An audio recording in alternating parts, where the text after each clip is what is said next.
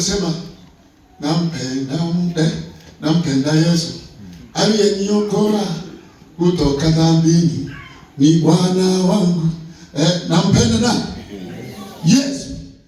Kwanza Mungu awabariki. Mnaimba sifa vizuri. Mimi sijui kucheza. Kile kwa naona mnavyokwenda.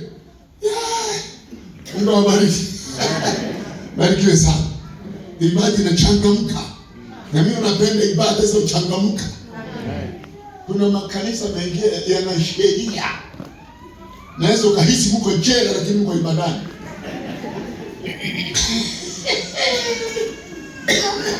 Unyanyui mguu.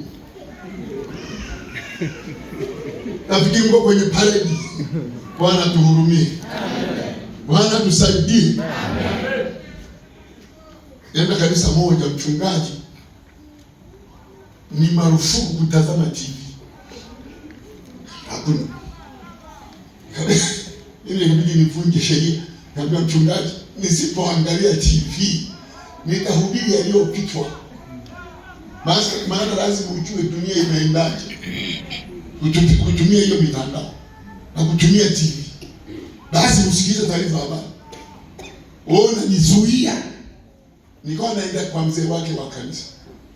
Tunaangalia, tunasikiliza kwa mzee wake wa kanisa.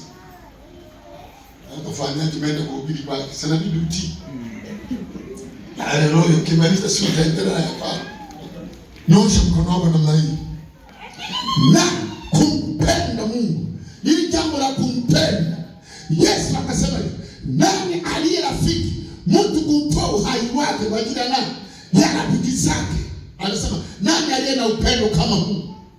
Yohana 15 mstari wa 13.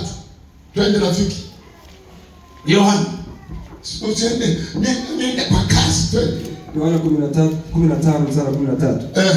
Hakuna aliye na upendo mwingi kuliko huu. Hakuna aliye na upendo mwingi kama huu. Wa kumtoa uhai. Mtu kutoa uhai wake kwa ajili ya rafiki yake. Kwa ajili ya rafiki zake. Niliwaambia jana, kama una rafiki msaidiani, wakati una shida, rafiki yako anacheka, achana naye huyo pumbavu zake. Una rafiki, una shida, halafu anatumia nafasi ya taabu yako kukucheka, halafu unaendelea kwa rafiki yake. Yesu anasema, nani aliye rafiki? Akatoa mfano, yeye akafa msalabani, lengo sisi tupone. Upendo ni gharama. Gharama. Bila kugharimiana, hapana. Nimesikia mama mchungaji anatangaza kwamba kuna harusi hapa. Itafanyikia hapa sherehe. Si ndio?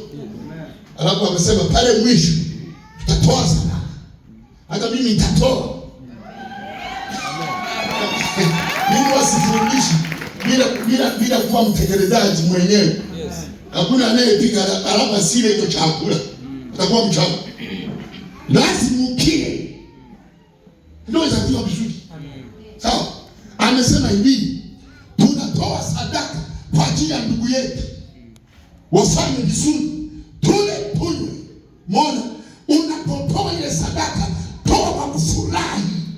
Maana ndugu yako anapenda kufanya sherehe. Anapofanikiwa, umefanikiwa wewe. Jina la Bwana linapoinuliwa, maana yake heshima kwa Bwana, maana yake na wewe unaheshimishwa. Umeona? Mwenzetu mmoja anapoinuliwa heshima, maana yake kanisa limepata heshima. Sema amen tena. Tikisa mkono namna hii. Kumpenda Bwana. Ukimpenda Mungu, automatically lazima tu utaanza kumtumikia. Utasimamiwa. Bali utafanya kwa sababu moyoni mwako unampenda Mungu. Waliokuwepo nilitoa mfano.